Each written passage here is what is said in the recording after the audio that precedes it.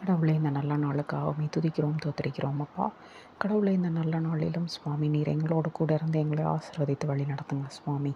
இந்த நாளிலும் கடவுளை நாங்கள் சிந்திக்கக்கூடிய விஷயமாக உங்களுடைய வாழ்க்கையில் நீங்கள் யோசிச்சு பாருங்கள். இப்போ ரீசண்டாக இருக்கக்கூடிய காலகட்டங்களில் உங்களுடைய மனைவியோட, உங்களுடைய பிள்ளைகளோட, உங்களுடைய உறவுக்காரர்களோட நீங்கள் எப்போ மனம் விட்டு சந்தோஷமாக பேசியிருக்கீங்க அப்படின்னு சொல்லிட்டு.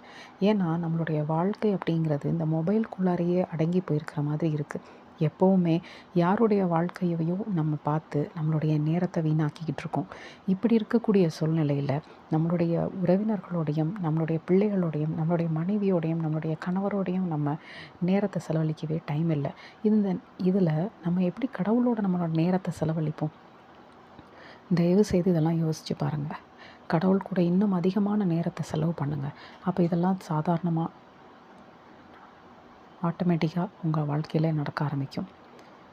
பைபிள் எடுத்து படிக்க ஆரம்பிங்க. இப்போல்லாம் பைபிள் படிங்கன்னு சொன்னால் கூட அதையுமே மொபைலில் பார்க்கக்கூடிய ஒரு சூழ்நிலை இருக்குது. தயவு செய்து மொபைலை ஒரு மணி நேரம் உங்கள்கிட்ட இருந்து தனியாக எடுத்து வச்சுட்டு கொஞ்ச நேரம் அமைதியாக உட்காந்து பைபிளுடைய வசனங்களை படிங்க.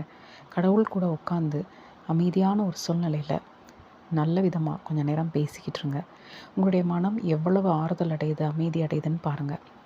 நம்மளுடைய வாழ்க்கையில் நடக்கக்கூடிய எத்தனையோ காரியங்கள் இருக்குது. அது எல்லாத்தையும் நம்ம கடவுள்கிட்ட வச்சு ஜெபம் பண்ணினாலே நம்மளுடைய வாழ்க்கையில் பல பிரச்சனைகள் போயிடும்.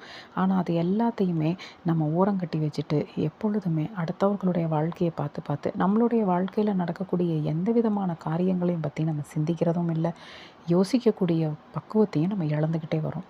தயவு செய்து இன்னையிலிருந்தாவது கடவுளிடம் அதிகமான நேரத்தை செலவு பண்ணுறதுக்கு ட்ரை பண்ணுங்கள்.